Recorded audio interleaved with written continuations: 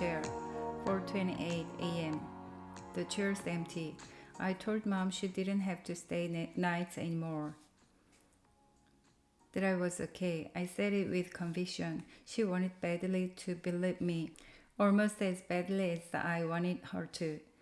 It's easy to see from the dark circles, the haunted eyes. She needs me to be okay. I'd switch places with you, Jessica. In a heartbeat. She said it when the doctors explained that my leg was hopeless, and I know she thought it every day since.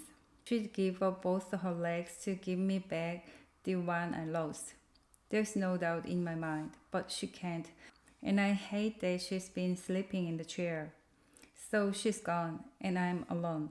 I feel trapped, scared, angry, and I so cry. Silent tears burn, then pull in my ears, but they don't change a thing. I wipe my eyes and check the clock again. 4:32 a.m. It's my 8th day with no leg, an eternity.